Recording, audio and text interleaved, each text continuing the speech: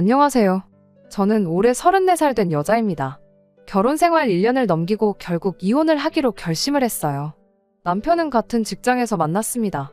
이쪽 지역은 지방으로 영세하는 작은 공장들이 많은 동네예요.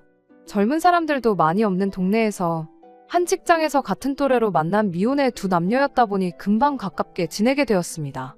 같이 일하시는 분들이 아무래도 이런 거 참 좋아하시는 분들이다 보니 저희가 말이라도 한마디 나누고 그러는 걸 목격하면 빨리 결혼하라는 식으로 농담들을 하셨죠. 그런 분위기 덕분에 그랬나 친해지고 나서 연애로 발전하기까지 그다지 긴 시간이 필요하지는 않았습니다.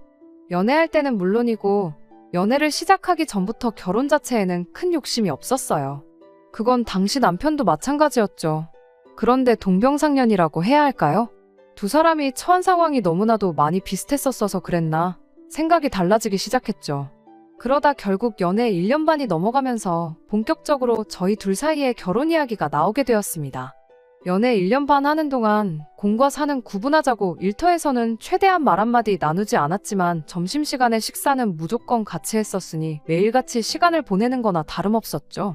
1년 반, 일수로만 따져도 500일이 넘는 긴 시간을 함께했고 남편이라는 사람에 대해선 시부모님 제외하고 세상에 누구보다 가장 많이 알고 있었다고 생각했는데 결혼하고 나니 제가 알던 사람이랑 지금의 남편이 서로 다른 사람이라는 걸 알게 되었습니다. 함께 행복한 미래를 그리던 그 사람이라는 생각이 더 이상 들지 않을 정도로 순식간에 돌변해버리더라고요. 그리고 결국 이혼까지 하게 되었고요. 이혼이라는 결정을 내리는 게 저에게는 결코 쉬운 일이 아니었습니다. 하지만 남편이라는 사람이 잘못을 깨닫고 그걸 다시 되돌리고 싶은 생각이 전혀 없어 보이는데 지금 이혼하나 1년 뒤 혹은 10년 뒤나 20년 뒤에 이혼을 하나? 결국엔 언제냐만 다를 뿐이었지. 이혼 말고는 다른 생각이 들지 않았고 결과는 다 똑같겠구나 하는 생각이 들어서 최대한 빨리 결정을 내리고 과감히 이혼을 하게 되었습니다. 저희 다니는 공장이 월급이 넉넉한 편은 아니에요. 그만큼 일도 힘들게 없고요. 일하는 사람들도 숨기는 게 없다 보니 월급에 대해서도 서로 돈을 얼마나 버는지 숨길 것도 없었습니다. 연애 초반에는 남편이 조금 무리한다 싶을 정도로 돈을 펑펑 쓰기 시작했었죠. 제가 다 미안하다는 생각이 들 만큼 말이에요. 그래도 최대한 한 번은 남편이 사면 다음 한 번은 제가 사는 식으로라던가 혹은 남편이 비싼 밥을 샀거나 비싼 데이트를 준비했으면 못해도 커피값 정도는 제 돈으로 계산을 하고 그랬습니다. 나름 합리적이라는 생각을 했는데 남편이 언젠가부터 돈이 너무 없다, 돈이 없어도 이렇게 없을 수가 없다며 신세한탄을 하기 시작했었죠. 한 번은 장어를 먹으러 가자더니 있는 대로 실컷 먹어놓고선 저보고 계산을 하라고 한 적도 있었어요. 맨날 나만 살 수는 없지 않냐면서 저한테 계산을 강요했는데 미리 말했어도 사줬을 것을 다 먹고 계산하는 순간까지 숨겼다는 사실에 열이 받긴 했지만 한편으로는 남편이 저랑 연애한다고 해서 그동안 무리하고 있었다는 걸 깨닫게 되었고 그 바로 다음날에 남편과 데이트 통장을 만들자고 했어요. 월급날에 서로 얼마씩 같은 금액 따로 모아놓고 한 달 데이트는 그 통장 안에서 해결하는 식으로 했죠. 둘 다 50대 50 같은 금액으로 데이트를 하게 되었으니 그 이후로는 남편이 돈이 없다는 투정도 부릴 일이 없었고 당연히 돈 문제로 서로 얼굴 붉힐 일이 없었습니다. 그리고 그렇게 둘 사이에 싸우는 문제가 사라져버리게 되었는데 저희는 그게 저희가 서로 너무 잘 맞아서 그런 거라 생각을 했던 것 같네요. 다툼도 없이 연애도 하고 있고 일터에서 마주치는 분들마다 둘이 너무 잘 어울리는데 결혼은 언제 할 거냐는 질문을 매일같이 받았으니 말이에요. 시간이 지나면서 저랑 남편은 우리 둘이 결혼해서 서로 힘을 합친다면 이렇게 연애만 하는 것보다 훨씬 더 행복하고 밝은 미래를 꿈꿀 수 있지 않을까 그런 생각도 갖게 되었습니다. 다만 마음에 걸리는 게 하나 있었죠. 저희가 처한 상황이 너무나도 비슷했었다고 했잖아요. 사실 양가 부모님 형편이 그렇게 썩 좋은 편은 아니었거든요. 제 월급의 일부로 집에 생활비를 보태야 했기에 저금은 꿈만 같은 소리나 마찬가지였었죠. 저희 부모님이 아직도 경제활동을 하고 계시긴 했지만 두 분 벌이를 합쳐도 넉넉한 편이 아니었고 거기에 고모네가 하던 사업에 보증 한번 잘못 서는 바람에 갚고 있었던 빚까지 있었거든요. 그런 와중에 제가 결혼하게 되면 부모님이 얼마나 힘드실지 그 생각을 하면 결혼해서 행복하게 가정 꾸리고 살고 싶은 생각이 하다가도 절로 사라지고 그랬습니다. 남편의 경우는 생활비를 보태고 있는지 그런 내용에 대해선 전혀 몰랐어요. 부모님 노후가 안 되어 있다는 것 정도만 알고 있었습니다. 결혼 이야기 오가고 있던 상황이긴 했지만 워낙에 그런 이야기 꺼내는 걸 좋아하는 사람도 아니었고 저 또한 제 상황이 그런 것까지 하나하나 꼬치꼬치 캐묻기엔 썩 좋은 편도 아니었다 보니 자세하게 물어본 적은 없었습니다. 하지만 당시 남편도 모아놓은 돈이 없던 걸로 보아 저랑 비슷한 상황이겠거니 그렇게 생각하고 넘어갔었죠. 그렇게 둘이 결혼을 하느냐 마느냐 어영부영 이야기만 나누던 와중에 우연찮은 기회로 양쪽 부모님들께 비슷한 시기에 연애를 하고 있다는 사실을 들키게 되었죠. 그동안 저희 부모님도 저한테 결혼은 언제 하냐, 남자는 안 만나는 거냐 이런 이야기를 들을 때면 내가 무슨 결혼이냐며 결혼 생각은 전혀 없다고 대답했었고 연애도 시간 낭비라는 식으로 거짓말을 했었는데 남자친구였던 남편이 집 앞까지 데려다주는 모습을 들키고 말았으니 빼도 박도 못하는 상황이었지요. 부모님의 반응은 예상외였습니다. 결혼하면 여지껏 제가 매달 보태던 생활비를 더 이상 드리지 못하게 되니 당연히 제 결혼을 반기지 않을 거라 생각했었거든요. 그런데 저희 부모님은 당신들 형편 때문에 제가 결혼 생각도 없다 그랬던 것 가지고 여지껏 나름대로 소가리를 하고 계셨던 거예요. 그깟 생활비 안 받아도 되니 네 인생을 살라고 하루빨리 날 잡아서 결혼도 하고 행복한 삶을 살았으면 좋겠다고 해주셨어요. 게다가 제가 보태던 생활비 급할 때는 요긴하게 쓰긴 하셨지만 대부분을 안 쓰고 모아두셨다며 저한테 2천만 원이 들어있던 통장을 건네주셨어요. 언젠가 제 생각이 바뀔 날이 올 거라 생각하셨고 그때를 위해 쭉 모아두고 계셨다더라고요. 지루한 이야기라 여기서 줄이겠지만은 정말 저희 세 가족이 서로를 부둥켜 안고 얼마나 울었는지 몰라요. 부모님과 그 일이 있던 뒤로 남편이 시부모님이 저를 보고 싶어 하신다는 말을 전해왔었죠. 남편도 저희가 연애하고 있던 사실은 집에다가 따로 말을 꺼낸 적이 없는 걸로 알고 있었거든요. 그때는 딱히 다른 생각을 하지는 않았습니다. 저랑 마찬가지로 어쩌다가 저희가 데이트하는 걸 목격하셨다던가 주변 아는 분이 슬쩍 말을 해줬다던가 그렇게 생각했었죠. 남편 집에 처음 인사를 드리러 갔을 때 시어머니가 저를 엄청나게 반겨주셨습니다. 우리 며느리 될 사람이 어떻게 생겼나 했더니 이렇게 생겼구나 하면서 좋아하셨죠. 결혼 생각 없다던 우리 아들을 어떤 아가씨가 꼬셔냈는가 궁금했다고 왜 진작에 인사 한 번을 오지 않았느냐 하면서 반겨주셨지만 그 와중에도 우리 아들이 워낙에 인물도 훤칠하고 잘났고 어쩌고 저쩌고 하면서 여자가 없을 거라 생각해 본 적 없다며 하루 왼종일 남편 칭찬만 그렇게 하셨던 게 기억이 나네요. 그때야 저희 부모님이 제 연애 소식에 쌍수를 들고 환영하셨던 것처럼 시부모님도 결혼 안 한다던 아들이 올해 만난 연애 상대가 있고 결혼까지 생각하고 있다니 저희 부모님과 똑같은 경우 아니겠냐 생각을 했는데 지금 돌이켜 생각해보니 제 앞에서 아들을 추켜 세워주려고 했던 말이 아니고 제가 남편한테 눈이 멀어서 어려운 집안 형편인데도 불구하고 연애를 하고 있구나 하는 식으로 대놓고 저를 저격해서 꺼냈던 말이구나 싶습니다. 아무튼 양가 부모님이 자식들 결혼을 이렇게 바라고 있었다 보니 그 이후로는 결혼까지 가는데 뭐 하나 어려울 게 없었어요. 결혼을 위해 모아놓은 돈은 저희 부모님이 저 대신 모아놓은 2천만 원과 제가 힘든 상황에도 어렵사리 모아놓았던 돈 2,500, 그리고 남편이 적금으로 가지고 있던 돈 1,500 해서 6천만 원이 전부였습니다. 그래도 이쪽 지역이 집값이 그렇게 비싼 편도 아니고 해서 신혼집을 구하는 데에는 큰 어려움이 없었습니다. 비록 제가 태어난 해랑 거의 비슷한 시기에 지어진 구축 아파트긴 했지만 말이에요. 집을 구하는 과정에서 돈이 모자라 대출을 1,500 정도 받았습니다만 맞벌이 하는데 1년이면 다 갚을 수 있다는 자신도 있었어요.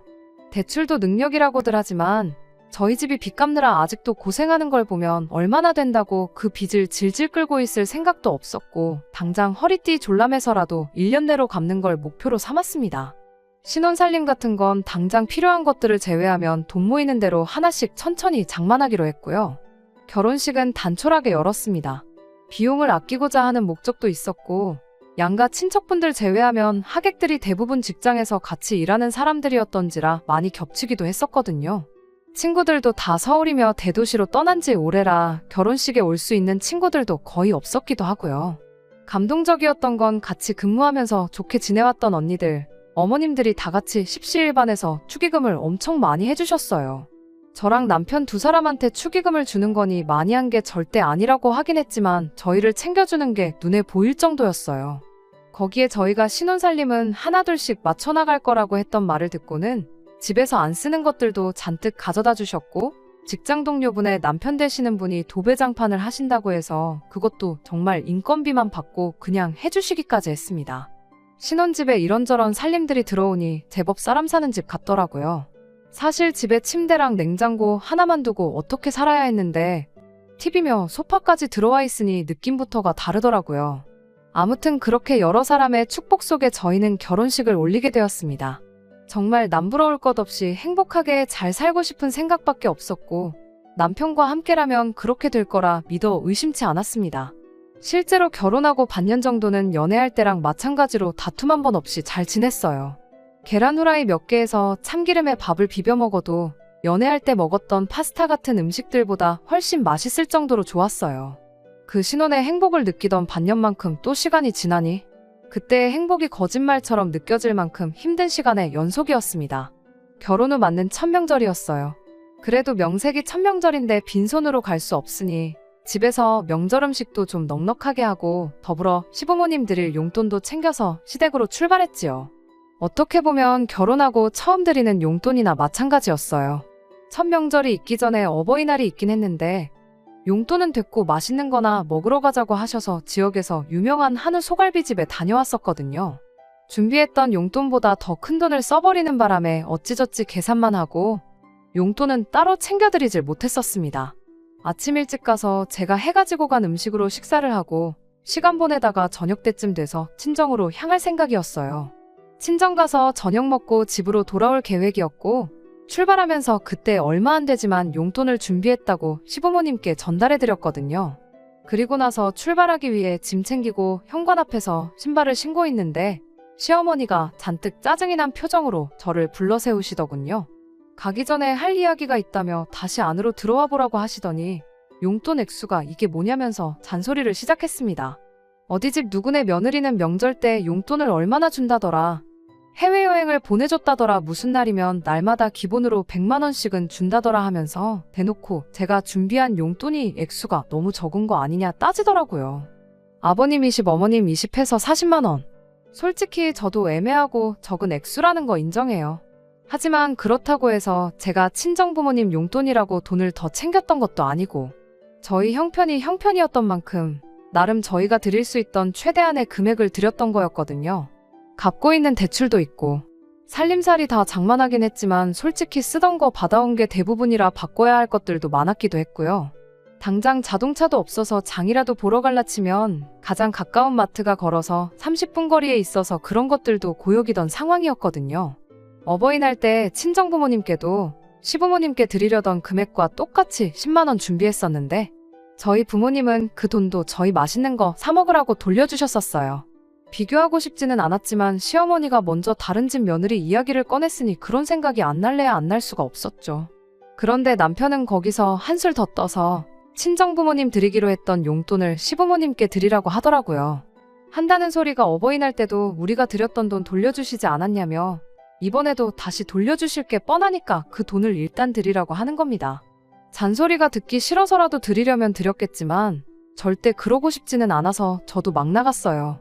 받기 싫으시면 그 돈도 돌려달라고 제가 그냥 도로 가져가겠다고 했죠. 시어머니는 그런 저를 보고 미쳤냐고 제정신이냐며 역정을 내기 시작했고 결국 저도 똑같이 치사하게 나갈 수밖에 없었습니다. 민족의 명절이라는 추석 때 시부모님하고 대판 싸우고 돌아왔어요. 제가 꺼낸 말 때문에 남편하고도 대판 싸워서 친정에는 가지도 못했습니다. 제가 시어머니한테 먼저 결혼 비용을 가지고도 이야기를 했거든요. 제가 결혼 비용을 남편보다 2배도 아니고 자그만치 3배나 더 해온 건 알고 계시냐고요.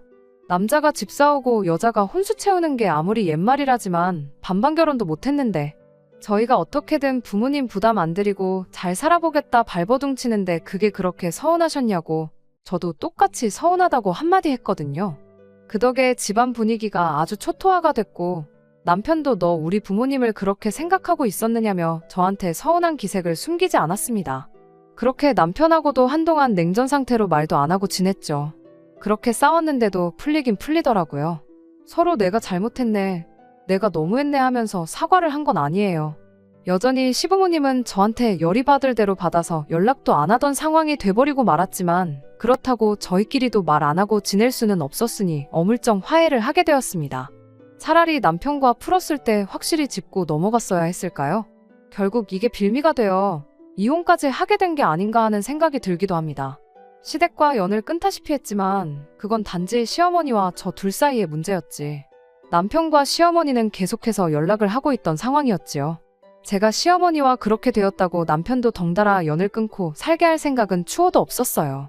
그냥 언젠가 시어머니가 제가 그 아끼는 아들과의 행복한 미래를 위해 어쩔 수 없이 그랬었구나 하고 알아주기를 바랄 뿐이었죠.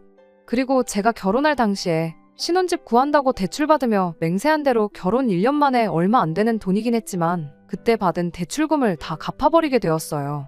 요즘 제 또래 사람들한테는 거저준다고 해도 싫다고 할 정도로 지어진 지 오래된 14평짜리 좁디 좁은 아파트였지만 빚 하나 없이 오롯이 내 집이 생겼다는 게 주는 의미는 상당히 컸고 그만큼 행복했습니다.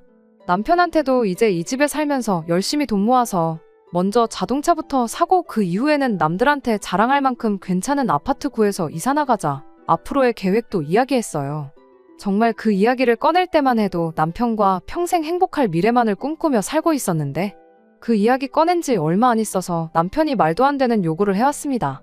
이제 대출도 다 갚았는데 언제까지 아끼고 살 거냐며 앞으로 매달 시부모님께 100만 원씩 용돈을 드려야겠다는 소리를 하더라고요. 세상에 지금 그게 뭔 소리냐고 말도 안 되는 소리 하지 말라고 했더니 한 달에 500이나 버는데 100만 원 정도 없는 셈 쳐도 사는데 아무 지장 없지 않냐고 하는 겁니다.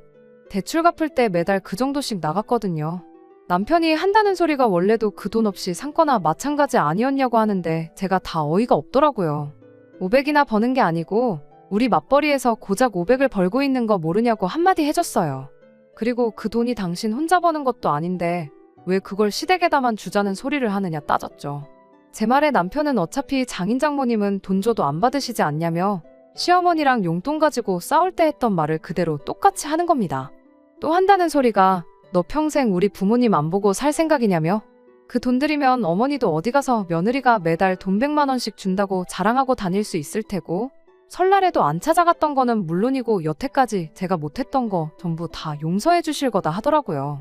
그딴 식으로 용서받고 싶지도 않고 솔직히 시어머니랑 안 보고 살면 나는 편하다고 그렇게 돈 얼마 가지고 가까워져야 하는 사이라면 그냥 계속 이렇게 살겠다 한마디 했습니다. 남편은 그런 저를 두고 사람이 어떻게 그렇게 인간미가 없냐며 집을 휙 나가버렸어요. 전화도 안 되고 회사에도 안 나오더라고요. 잘리면 어쩌려고 저러나 했더니 회사에는 또 시아버지가 입원을 해서 병간호를 해야 한다고 급하게 휴가를 냈대요. 오히려 직장 동료들이 저를 탓했죠. 아무리 시부모랑 사이가 안 좋아도 시아버지 아픈 것도 모를 수 있느냐 하면서 말이에요. 진실을 말해주고 싶었지만 제 얼굴에 침 뱉기라 생각하고 말을 아꼈습니다. 그렇게 집을 나간 남편이 일주일 만에 집에 돌아왔어요. 혼자서 돌아온 게 아니고 시부모님을 모시고 돌아왔습니다. 무슨 상황인지 너무 난데없어서 거실 낡은 소파에 앉아서 멀뚱멀뚱 세 사람을 쳐다만 보고 있었죠. 시부모님과 남편은 제가 있는 둥 없는 둥 신경도 쓰질 않고 지들 할 일을 하더군요. 남편이 안방문을 벼랑간 열어 제끼더니 그래도 어떻게 자식이 부모님 두고 큰 방을 쓰겠냐, 부모님이 쓰시라. 이딴 소리를 꺼내고 있고 시부모님은 거기서 또 아니다. 아들 집인데 집주인이 큰 방을 써야지. 우리는 작은 방이면 족하다. 이러고 아주 자기들끼리 주고받으면서 생쇼를 하고 있는 거예요. 어이가 없어서 웃음도 나오질 않았습니다. 남편을 붙잡아서 이게 지금 상의도 없이 뭐 하는 짓이냐고 한마디 따져 물으니 이제 자식된 도리를 해야겠다며 효도 좀 하겠다는데 그게 그렇게 곶감냐면서 오히려 저한테 큰 소리를 치더라고요. 알고 보니 결혼 전에는 시부모님한테 생활비는커녕 용돈 한 푼 줬던 적도 없었던 거죠.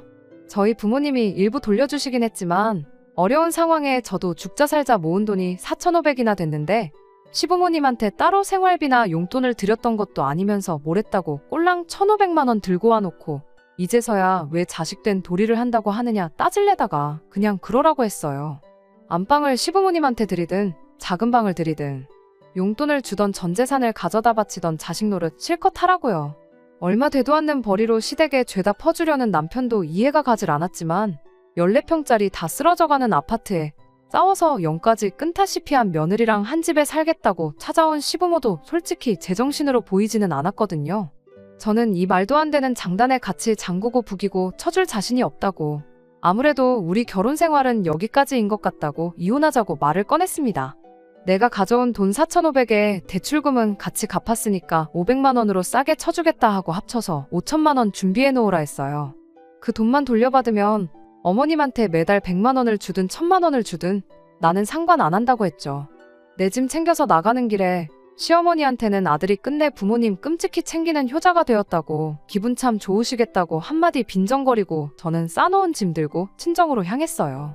친정 부모님은 많이 놀라신 듯 했고 처음에는 어떻게 잘 풀어보란 듯이 말씀하셨지만 무슨 일이 있었는지 전부 다 이야기를 들으니 화해할 것도 없다고 요즘 이혼이 뭐 흠이나 되냐면서 하루빨리 이혼하라고 제 편을 들어주셨네요. 이 상황을 들은 직장 동료분들도 비슷한 반응이었는데 상황을 듣더니 단체로 남편한테 가서 한마디 해주고 왔네요. 우리가 니들 행복하라고 그 돈을 만들어 축의금을 해주고 살림살이들도 나눠줬지 이혼하라고 준 거 아니라고. 자초지종 네 상황 들어볼 것도 없이 남편인 너가 잘못해서 이혼하게 된 거니 축의금은 언제까지 해서 자기들한테 환불하라고 한마디 쏘아붙이더라고요. 남편은 그 사이에서 찍소리도 못하고 깨갱거리고 있다가 얼마 뒤에 저한테 미안하다고 연락이 왔어요. 짐 싸서 찾아왔던 시부모님도 다시 짐 챙겨서 집으로 돌아가셨다. 자기가 잠깐 여태껏 부모님한테 못했던 거 생각했더니 정신이 어떻게 됐었나 보다 하면서 싹싹 비는 거 아니겠어요? 그토록 원하던 삶을 살게 해준 건데 왜 이제 와서 후회한다고 그러냐고. 언제가 되었든 간에 자식의 도리를 해야 할 날이 찾아오지 않겠냐고. 그때 가서 이혼하나 지금 이혼하나 나는 다를 거 하나 없으니 그냥 지금 이혼하자고 했어요. 그게 아니면 결혼기간 꽉꽉 채워서 지금 돌려받아야 할 돈에 더불어 위자료까지 팍팍 뜯어내겠다고요. 그럴 일이야 없겠지만 여차하다 애라도 생기면 위자료는 물론이고 양육비까지 싹 다 털어갈 테니 사랑구실이라도 하고 살고 싶으면 지금 이혼하자고 했죠. 그렇게 제 짧은 결혼 생활은 막이 내리고 말았습니다. 돈은 어떻게 돌려받으려나 걱정이 되긴 했어요. 그도 그럴 게 저희야 돈이 없었던 특수한 케이스여서 그렇지. 그 집이 워낙에 매매가 안 되는 매물이거든요. 주변에 재개발할 건덕지도 없고 오래돼서 아무도 사고 싶지 않아 하는 그런 아파트요. 어떻게 손해라도 크게 봐서 그 집 팔아가지고 제 돈을 마련해 올 줄 알았는데 시부모님 살고 있는 집 전세금 빼서 제 돈을 해줬네요. 시부모님 소원대로 아들 명의 집에 들어가서 살게 된 거나 마찬가지죠. 물론 거기에는 아들 대신 효도해줄 며느리가 없다는 사실만 제외하면 말이에요. 이혼하면서 가장 두려웠던 게 결국 회사에서 매일같이 남편을 마주해야 한다는 사실이었는데 이것도 곧 해결될 것 같습니다. 남편이 다른 공장을 알아보고 있다는 소식을 들었거든요.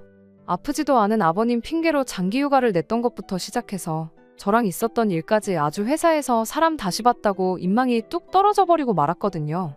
속이 후련하긴 하지만 제가 이혼을 하게 되었다는 사실은 변하지 않을 거 알고 있어요.